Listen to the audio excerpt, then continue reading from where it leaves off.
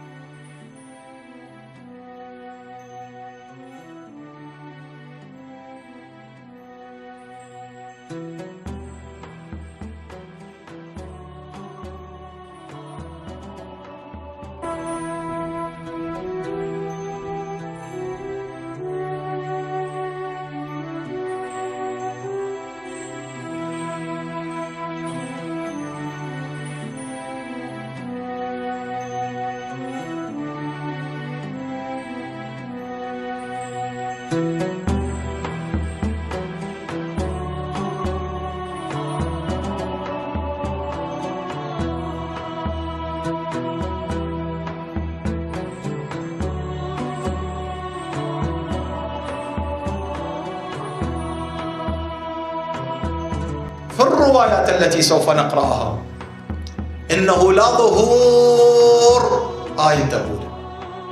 انتبهوا له، وهذا اللي راح يكون محور البحث في كلام أمير المؤمنين، إن لا ظهور، لا تتوقع ظهور، إنه لا ظهور إلا برجعة، وقبل الظهور رجعة. لمن؟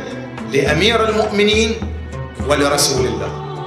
هذه الرجعة في روايات يعبر عنها النزلة، في روايات يعبر عنها خرجة.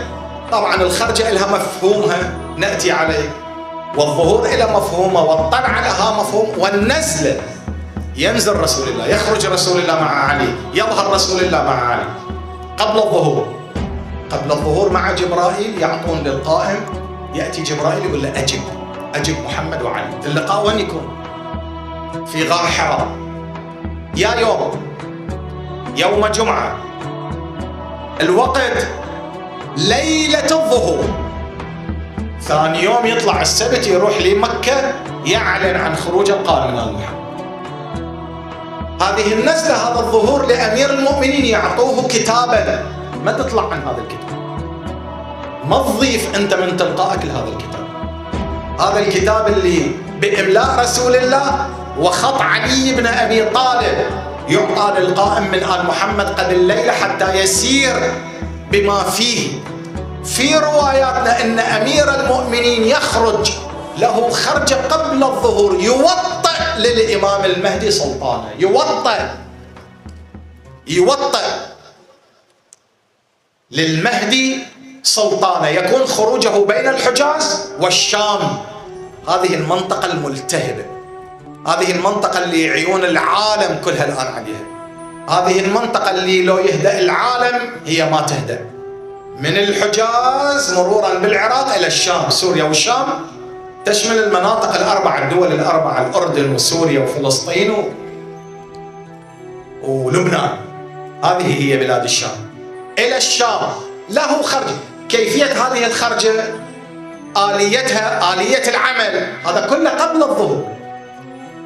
في رواية إنه يخرج معه 27 من الأولين، قسم من عندهم 9 أصحاب الكهف، وعمار وسلمان وأبو دجانة وفلان وفلان ومحمد بن مسلم وابن دراج ومفضل بن عمر وجابر بن يزيد الجعفي.